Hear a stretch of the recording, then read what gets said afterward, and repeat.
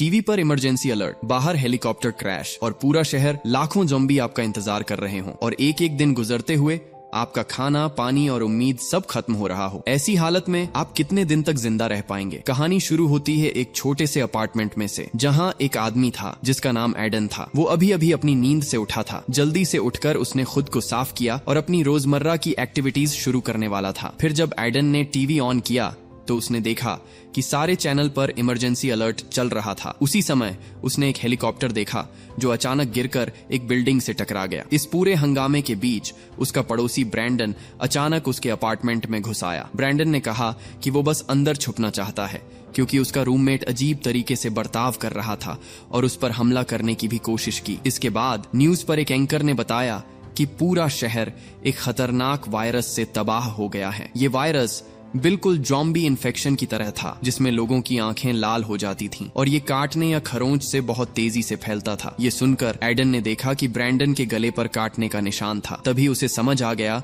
कि ब्रैंडन भी संक्रमित हो चुका है। इसलिए एडन ने तुरंत उसे अपने अपार्टमेंट से बाहर निकाल दिया। बाहर निकलते ही ब्रैंडन को दूसरे संक्रमित लोगों ने घेर लिया। ये सब देखकर एडन बहुत डर गया और स्ट्रेस में आ गया क्योंकि उसे समझ नहीं आ रहा था कि अब क्या करे। तभी उसके माता पिता का मैसेज आया कि वो जहां है वहीं रुके और किसी तरह जिंदा रहे। ये सुनकर उसने फैसला किया कि वो जितना हो सके वहां टिकेगा ताकि एक दिन फिर से अपने परिवार से मिल सके। पहले हफ्ते में एडन ने खुद को संभाला। वो दूसरे देशों की न्यूज देखता रहा जिसमें इस ज़ॉम्बी वायरस की जानकारी दी जा रही थी। उसने अपनी नई जिंदगी पर कई वीडियो और व्लॉग्स भी बनाए। एक व्लॉग में उसने बताया कि अब बिल्डिंग में और कोई नहीं बचा। चौथे हफ्ते तक एडन ने देखा कि पूरा शहर इस वायरस से भर गया है। फिर उसने अपनी दरवाजे के पीछे से एक अजीब आवाज सुनी और घबरा गया कि कहीं ज़ॉम्बी उसके कमरे में न घुस आए। कुछ समय बाद बिल्डिंग में पानी आना भी बंद हो गया। एडन और ज्यादा परेशान और मानसिक तौर पर टूटने लगा। उसने खुद को व्यस्त रखने की बहुत कोशिश की ताकि पागल न हो जाए। एक दिन जब वो अपना व्लॉग बना रहा था तभी अचानक उसे एक अजीब आवाज सुनाई दी। पहले तो उसे पता नहीं चला, लेकिन बाद में उसने देखा कि एक ज़ॉम्बी उसके अपार्टमेंट में घुस आया था। बिना देर किए एडन ने ज़ॉम्बी से लड़ाई की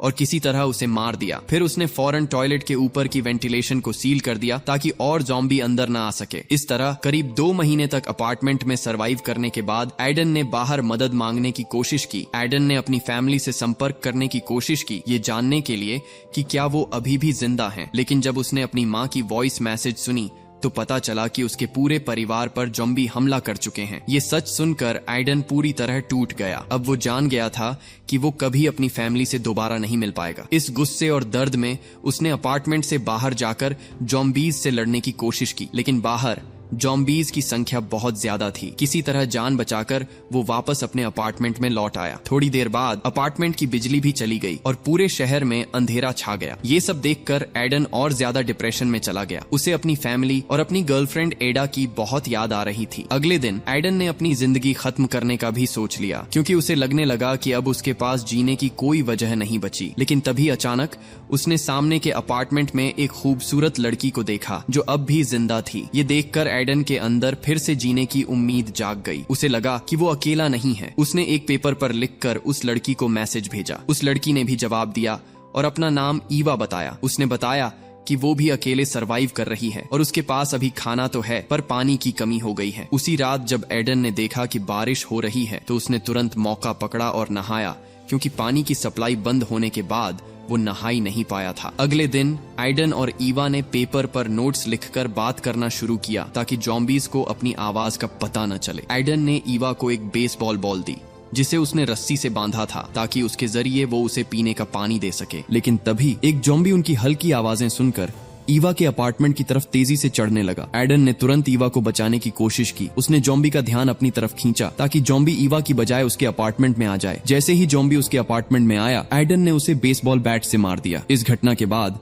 एडन ने समझ लिया कि वो हमेशा ऐसे बंद होकर जिंदा नहीं रह सकता। उसने हिम्मत जुटाई और बाहर जाकर खाने का सामान ढूंढने का फैसला किया। ब्रैंडन के अपार्टमेंट की चाबी लेकर वो जल्दी से वहां गया और जितना हो सका खाना जमा किया। लेकिन तभी एक ज़ॉम्बी ने उस पर हमला कर दिया। एडन ने जैसे तैसे ज़ॉम्बी को मार गिराया और सावधानी से अपने अपार्टमेंट में लौट आया बिना ज़ॉम्बीज का ध्यान खींचे। खाने के अलावा एडन को वहां से 2 वॉकी टॉकी भी मिले जिससे वो ईवा से बात कर सकता था। उसने प्लान बनाया कि एक वॉकी टॉकी ईवा तक पहुंचाएगा। उसने वॉकी टॉकी नीचे फेंक कर ईवा तक पहुंचाया और फिर भागकर अपने अपार्टमेंट में वापस चला गया ताकि बाहर की ज़ॉम्बी हॉर्ड से बच सके। अगले दिन जब एडन उठा तो ईवा ने उसे वॉकी टॉकी पर कॉल करके नई खबरें दी। उस दिन से एडन और ईवा हर रोज एक दूसरे से बातें करने लगे। वो अपनी पुरानी कहानियां, प्यार और अपनी लाइफ के अनुभव शेयर करते। धीरे धीरे दोनों को एक दूसरे से लगाव होने लगा। फिर एक दिन जब एडन का खाना लगभग खत्म होने लगा, उसने सोचा कि वेंटिलेशन सिस्टम के जरिए किसी और अपार्टमेंट में जाकर खाना ढूंढेगा। वो धीरे धीरे रेंगते हुए एक अपार्टमेंट में पहुंचा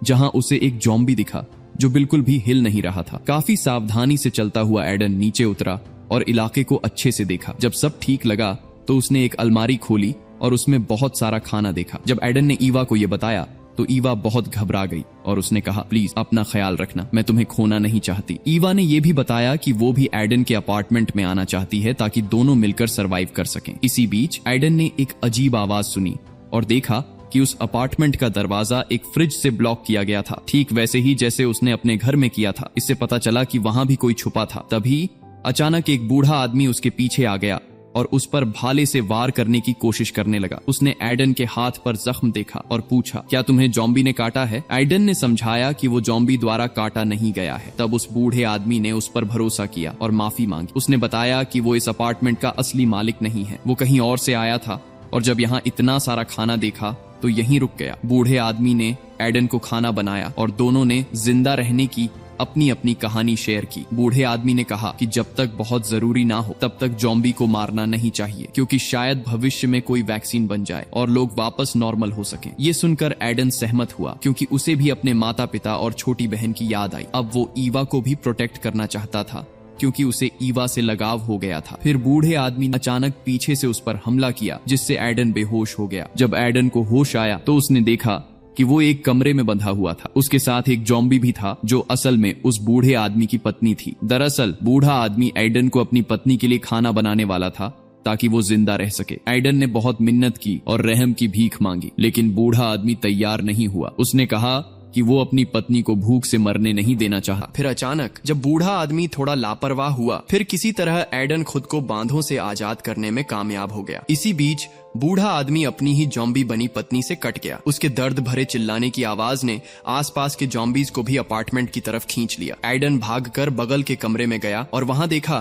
कि ईवा अपने अपार्टमेंट में ज़ॉम्बीज से घिरी हुई थी। ये देखकर एडन के पास कोई और रास्ता नहीं बचा। उसने ईवा को बचाने का फैसला किया। वो अपनी शॉटगन लेकर ज़ॉम्बीज को भगाने की कोशिश करता रहा, लेकिन ज़ॉम्बी बहुत ज्यादा थे। एडन ने पहले से तैयार की हुई एक रस्सी का इस्तेमाल किया और ऊपर की तरफ चढ़कर ईवा के अपार्टमेंट में पहुंच गया। वहां उसने ईवा से कहा कि वो नीचे वाले फ्लोर पर भागे। जैसे ही ईवा नीचे आई, उसने एडन को कसकर गले लगा लिया। शुरू में दोनों ने चुपचाप अपार्टमेंट से निकलने की कोशिश की, लेकिन ज़ॉम्बीज ने उन्हें देख लिया। मजबूरी में दोनों को तेजी से दौड़ना पड़ा। जैसे ही वो एडन के अपार्टमेंट के दरवाजे तक पहुंचे, एडन पर एक ज़ॉम्बी ने हमला कर दिया। किसी तरह अंदर वापस घुसते हुए एडन ने ईवा से कहा कि वो उससे दूर रहे। उसे डर था कि शायद उसे पेट पर काट लिया गया है। वो तो इतना तैयार था कि उसने अपार्टमेंट से कूदकर अपनी जान देने की भी सोच ली थी। ईवा ये सुनकर बहुत दुखी हो गई क्योंकि वो फिर से अकेली नहीं रहना चाहती थी। एडन को भी पता था कि अपनों को खोने का दर्द क्या होता है। उसने ये पहले भी झेला था जब उसने अपने परिवार को खोया, लेकिन ईवा से मिलने के बाद